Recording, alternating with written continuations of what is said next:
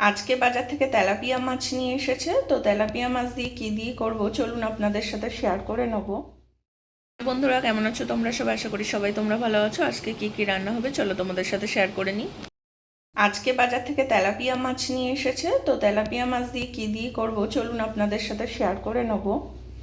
আর আজকে তেলাপিয়া মাছগুলো কিন্তু একটু নরম নরম হয়েছে দেখলাম পেটগুলো।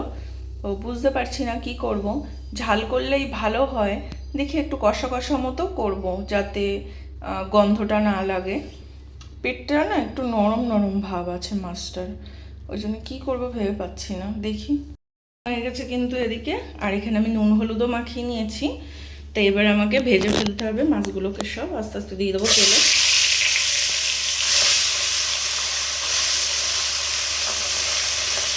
চারটে চারটে করে দিচ্ছি, আর প্রথমে দিয়েই একটু উল্টে ফেলতে হবে যাতে এটা কুকড়িয়ে না যায় মাছগুলো।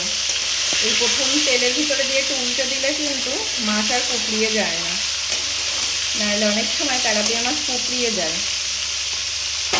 কড়া করে ভাজতে হবে মাছগুলোকে, একটু নরম হয়ে গেছে মাছগুলো, পেটগুলো।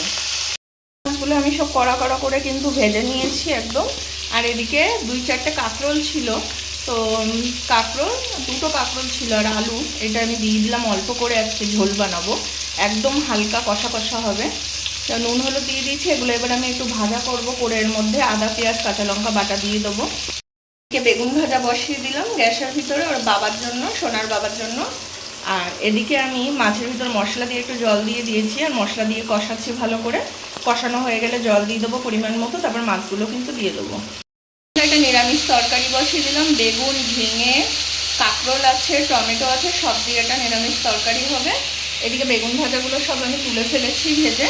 এদিকে ঝোল কিন্তু ফুটে গেছে ভালো রকম। এর ভিতরে কিন্তু আমি এবার ভাজা মাছগুলো সব দিয়ে দেবো, যে মাছ ভাজাগুলো রয়েছে সেগুলো সব দিয়ে দিচ্ছি এর ভিতরে। যে সব দিয়ে দিলাম এর ভিতরে। এখন এটা নেড়ে চেড়ে দিতে হবে একটু, যাতে ঝোলটা মাছের মধ্যে যায় ভালো রকম।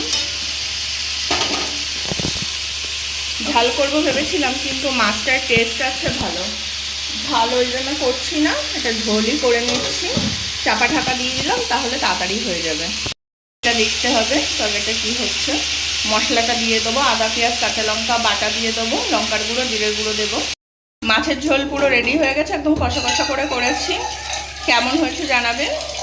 লাগলো ভিডিওটা অবশ্যই জানাবে, ভালো লাগলে লাইক শেয়ার কমেন্ট আর সাবস্ক্রাইব করে সাথে থাকবে, পাশে থাকবে।